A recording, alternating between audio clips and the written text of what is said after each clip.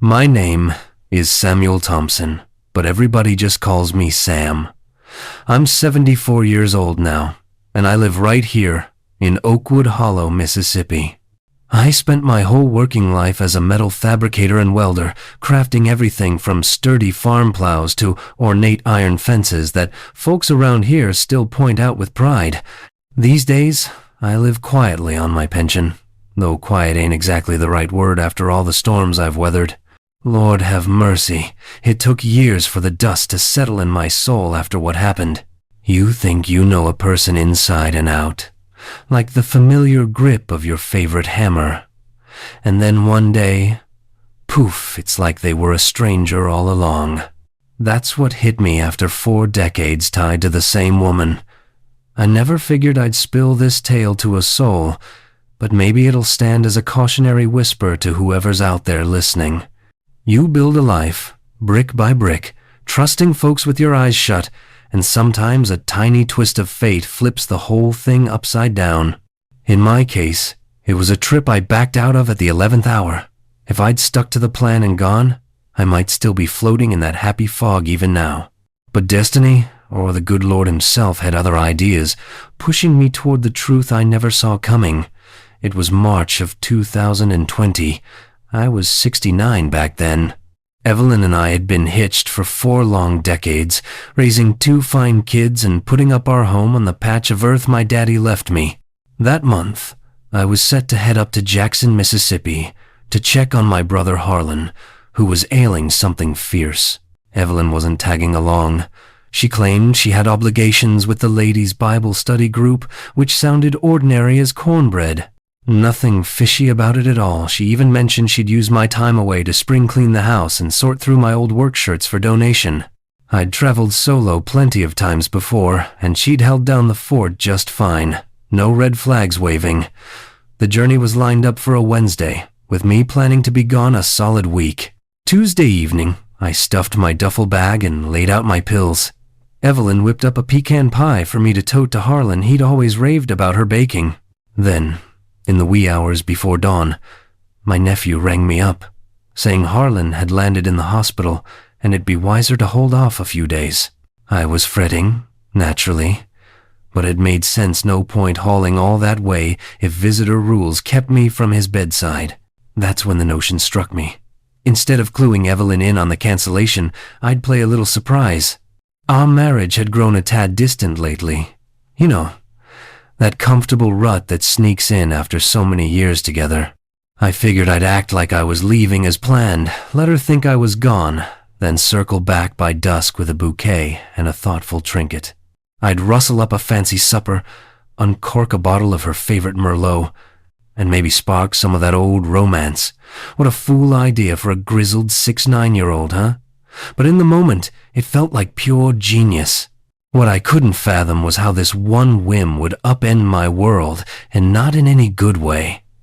It was the shadow side of life you never brace for, the kind that blindsides you like a rogue storm.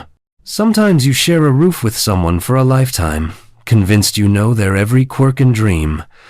But folks, there are depths only the Almighty truly plumbs. If you're hooked on my yarn so far, do me a favor and smack that like button. It'd light up this old-timer's heart like a 4th of July sparkler. Hit subscribe so you catch my next tales of life down here in the South, and drop a comment telling me where you're tuning in from and what the clock says there right now. It warms my bones knowing what part of God's green earth you're in and what slice of your day you're sharing with me. I was born right here in Oakwood Hollow back in 1951, when the world spun a whole lot slower than it does today. My daddy, Mr. Jeremiah Thompson, scratched out a living on a modest spread where he raised cotton and peanuts, like most everybody in these parts. We were a brood of 6 kids.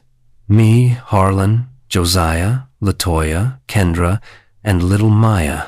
I was the third in line, sandwiched between the older boys who took after Daddy's farming ways and the girls who helped Mama with the household churn. Our home was nothing fancy, a clapboard shack with a tin roof that sang in the rain and a wood-burning stove that puffed smoke like a dragon in winter. Those cold snaps would bite hard. Frost blanketed the fields at dawn, and we'd bundle up in patched quilts to tend the animals before the sun peeked over the pines. Life was tough as old leather, but it had a sweetness to it, like the first bite of ripe watermelon on a sweltering July afternoon. My mama, Mrs. Beatrice, could cook up a storm her smothered pork chops with gravy, butter beans simmered with ham hock, and cornbread baked in a cast-iron skillet were legendary. Sundays after church, she'd lay out a spread. Fried chicken crispy as autumn leaves, collard greens laced with vinegar, and okra stewed till it melted in your mouth. If we scraped together extra coins from selling eggs at the roadside stand, she'd treat us to her blackberry cobbler, served warm with clotted cream skimmed from our cow's milk. Those flavors still dance on my tongue, reminding me of simpler joys. Schooling was spotty back then. I made it through 6th grade at the one-room schoolhouse about 3 miles down the dirt road, trudging there with my siblings come rain or shine. When the skies opened up, we'd huddle under oilcloth capes Mama sewed from feed sacks, arriving drenched but eager. Winters were brutal, snow rare, but ice storms fierce, and some days we'd stay home to chop wood or mend fences, as the teachers knew farm kids like us were the backbone of family survival. It was around age 10, in 1961, that I stumbled onto my true calling. Daddy hauled me to Mr. Harlan Whitaker's blacksmith shop to fix a broken plowshare. Mr. Whitaker was a mountain of a man, a World War II vet with arms like tree trunks and a voice gravelly from years inhaling forge smoke. I watched, mesmerized, as he heated the iron till it glowed like sunrise, sparks exploding like fireworks as his hammer danced on the anvil. The clang echoed in my chest, and I tugged Daddy's sleeve. "Pa, I'm gonna be just like him someday." Jeremiah grinned, ruffling my hair. "Well, son, that'll take grit and sweat aplenty." And sweat I did. By 14, in 1965, I landed a gig as Mr. Whitaker's helper after school and Saturdays. At first, it was grunt work, sweeping soot, pumping bellows to stoke the coals, stacking tools in neat rows. But he saw spark in me, no pun intended, and started schooling me in the craft. "Sam, metal's got a soul, boy," he'd growl, wiping sweat from his brow. "Heat it wrong, and it'll crack like a brittle heart. Time it right, and it'll bend to your will."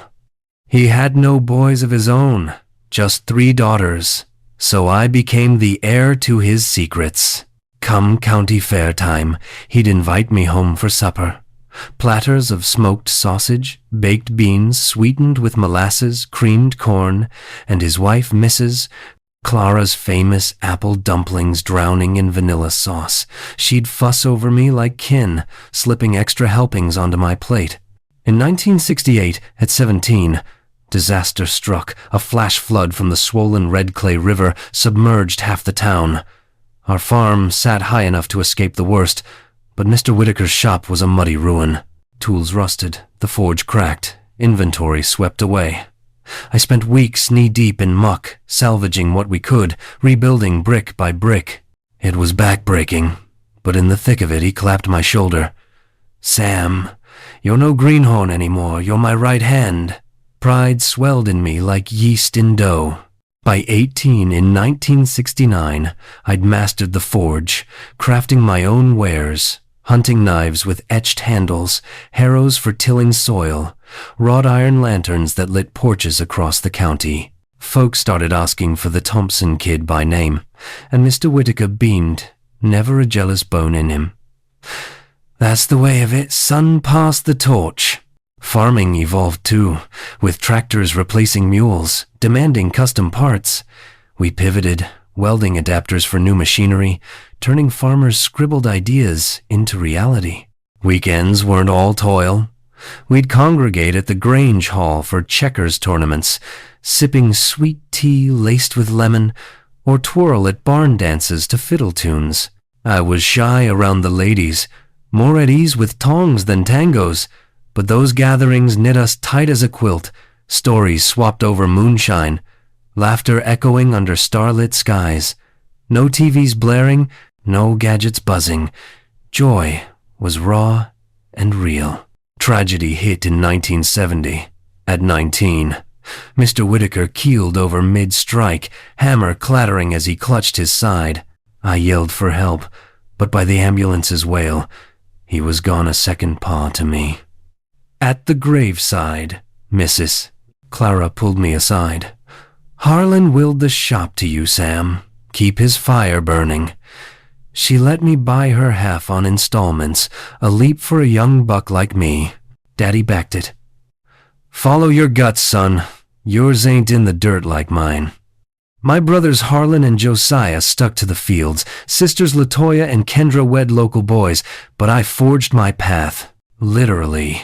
In 1972, at 21, fate brought Evelyn into my world. Fresh from Jackson as a new teacher at the elementary school, she was a vision, curly auburn hair, hazel eyes sparkling like dew on magnolias, voice soft as summer rain. She strolled into the shop, clutching a dented school bell. You the welder? Her surprise at my youth made me chuckle. Yes. Sam Thompson, at your service, no need for formalities. I ain't ancient yet.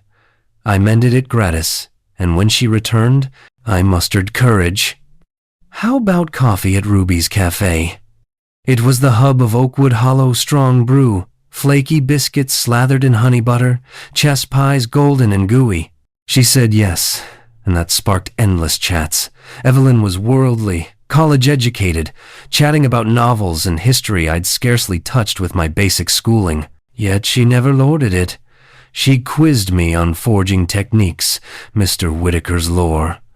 Her folks in Jackson frowned a teacher with a small-town smith, but she stood firm. They'll come around. I picked you. Courtship spanned 2 years. Strolls along the riverbank, picnics with fried catfish and hush puppies, fairs with cotton candy and Ferris wheels.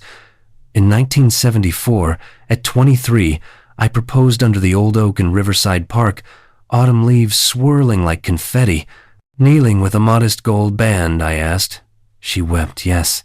We wed in January 1975, I 24, she 22, at the Oakwood Baptist Church, simple vows amid kin. Reception at the Grange. Brisket smoked low and slow, coleslaw tangy with cider vinegar, banana pudding layered high. Honeymoon? A quick jaunt to Birmingham, Alabama shop couldn't idle long. We rented a cottage near work. Evelyn taught, I hammered. By 1977, at 26, we bought land downtownish then, remote now. Built piecemeal. Forge shed first, then the house. I hauled every timber. Evelyn painted walls robin egg blue. Evenings on the porch, we'd sip iced tea, dream of kids, watch fireflies wink. Unity like solder, strong, enduring.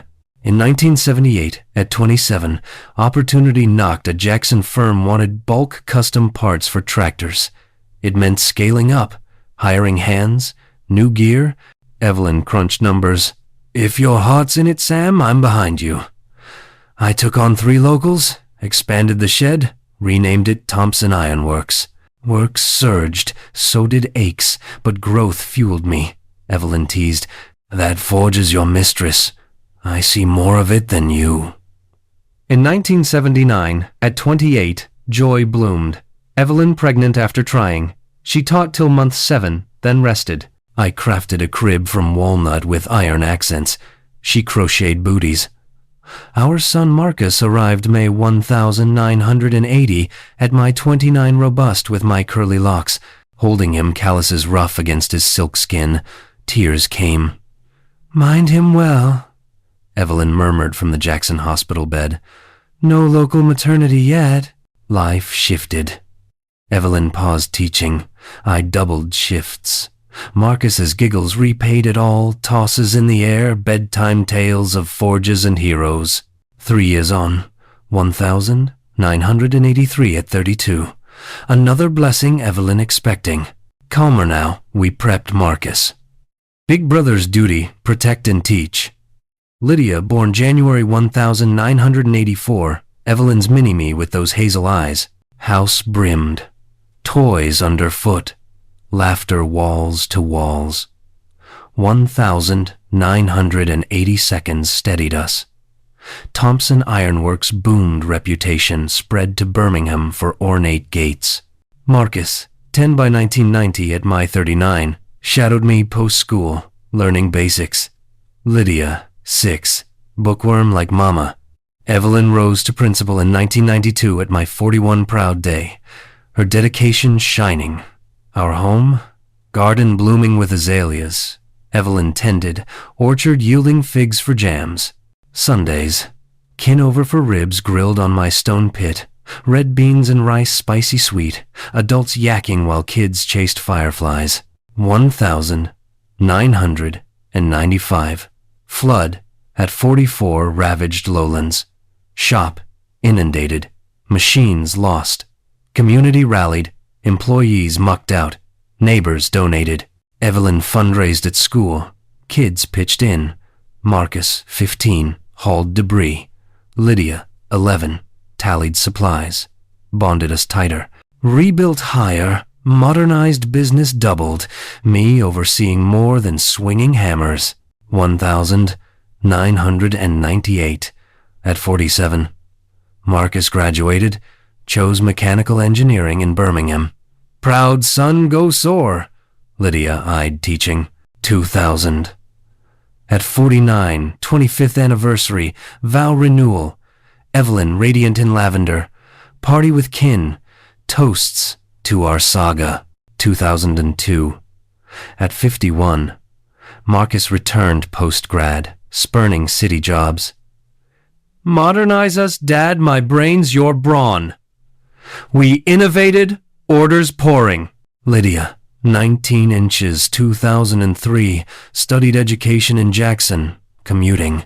Evelyn aided homework, their bond poetry, routine.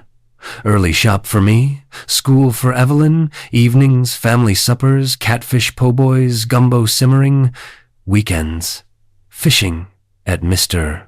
Leroy's Lake, catfish on lines, or Jackson movies. 2006. At 55, Lydia, teaching alongside Evelyn, who eyed retirement. Marcus met Serena from Tupelo at bank. Serious quick, she mastered our recipes. 2008 wedding. Grange feast of crawfish boil, jambalaya. 2010. At 59. Grandfather. Serena birthed Amelia, Marcus's twin. 2011. Caleb. Evelyn doted. I built toy forts. Old age eased in sweet. Lydia dated Elias, math teacher from Mobile, reserved but solid. 2014 wedding intimate. Evelyn retired 2015 at my 64 school bash, honored her legacy. I semi-retired, shopped to Marcus, but visited daily. Days. Evelyn gardened. Read. I fished. Card games at Lodge. Trips. Birmingham museums. Mobile beaches. Years calm till 2018. At 67, Evelyn shifted subtly more outings. Quilting Circle Mondays, Church Outreach Wednesdays, Poetry Group Fridays. Good for her, I thought. Retirement's for living. But oddities crept. Said poetry meet, but neighbor Miss Ethel said cancelled. Evelyn. Mixed days. New outfits flashy. Sale impulse. Grooming upped. Salon weekly. Perfumes exotic. Time for self-care. Phone glued to her bathroom even. Midnight kitchen texting. Lydia's up late.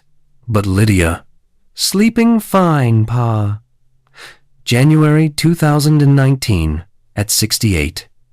Computer course in Jackson. Twice weekly. I drove her. Seemed legit. But pal in Jackson? No such class. Purse check. No notes. Faked injury. She bust. Followed with Marcus. To Jackson Cafe. Met dapper man to 65. Gray hair. Suit. Chatted hours. Confront? Marcus asked. No home. Evelyn's tale matched, but eyes evaded. Weeks. Post. Class glow. Gifts for me guilt? March 2019. Senior trips group Nashville first. Women only. Photos sent, but new earrings unexplained. May. Mobile festival. Organizer contact. Friend covering. Trips quarterly. Evelyn distant post-return. Intimacy faded. September. Her card bill hotel in Tupelo. Went home. Error fixed. End 2019. Marcus noticed. Chill. Fine age. Christmas tense. Evelyn phone smiling secretive. Kids sensed rift. February 2020. 45th anniversary. Surprise flowers. Jackson dinner. 45 wonderful years. Past tense. Stung. March. Harlan trip planned. Evelyn staying. Nephew call. Delay. Idea. Fake departure. Surprise return. Romantic or truth hunt? Fateful choice. The 11th of March 2020. Wednesday. Left with bag. Pecked Evelyn's cheek. Hug Harlan. Parked hidden. Shop till noon helped welds. Dinah chili. Then market. Cabernet. Stew fixings. Roses. 3 p.m. home quiet, her car gone. Odd for soap day. Groceries away. Bedroom tidy. Cosmetics askew. Waited. 4, 5, 6 p.m. sunset. No sign. Called. Cell. Voicemail. Lydia. Thought you traveled, Pa. Friends. Evasive. 8 p.m. Sheriff's Deputy Hayes. Old pal. Not 24 hours yet. Sleepless vigil. Dawn. Her notepad reg notations on outing days. Back. Nameless number. Dialed. Man's baritone. Hung up. Voice haunted. Called Marcus. Hotels in Jackson. Morning hunt. Photo shown. Denials till modest in. Clerk. Looks like Evelyn Hayes checked in with Gent. 312. Her maiden name. Left early. Key returned. Marcus dropped me. Staked cafe opposite. Coffee cold. Eyes glued. 3:30. Her car. Evelyn passenger. Beaming. Driver. Cafe man. Arm round waist. Entered in. Froze hour. Then crossed. Clerk nodded. Stairs. Eternal. Door 312. Laughter. Inside. Reginald, you're incorrigible. Knocked. Silence. Then Evelyn. Shocked. Sam? Weren't you? Entered. Man dapper. Uneasy. This it? Tears. Explain. No need. Odd glance. What else? Reginald. Thought her widowed. World spun. Widowed? Evelyn. Told him you died 2 years back. Gut punch. How? Stroke quick. Reginald. Believed her. Why? Easier met at retiree gala 2017. Widow story for no scandal. Trips. With him. Kids? Unaware. Friends. Widow tale. His kin. Met her as such. Best both worlds. Respect home. Thrill here. Me? Family anchor didn't want hurt. Killed me. Never find out. Left shattered. Bus home. Packed. To Marcus's. Told all disbelief. Rage. Lydia next proof convinced. Evelyn returned. Explanations futile. Not just a fair erasure. Divorce at 69. Alone. Rented near shop. Town gossip stung. Reginald ended it deceived, too. Evelyn to Jackson post-sale. Kids contact sparse. 5 years. Pain dulled. Shop thrives. I visit. No romance routine suits. Lesson, hearts hidden. Forgive self, not my fault. Wisdom, time, short, for grudges. Kids, grandkids, joy. Marcus runs shop, Lydia teaches. Amelia 15, engineer bound. Caleb 14, forges with me. Advice, truth freeze. Face unhappiness openly, no parallels. Restart anytime, did at 69. Scars tell strength. If this story warmed your heart or made you think a little, please leave a like to brighten this 74-year-old man's day. Subscribe to the channel now, my dear, so you don't miss the next stories I'll tell with all my love. And tell me one little thing in the comments. Where are you watching this video from, and what time is it there right now? Have you faced a big disappointment in life? And how did you manage to move forward? This grandpa is very happy to know who is on the other side listening to me, and at what moment of your day you took a little time to hear me.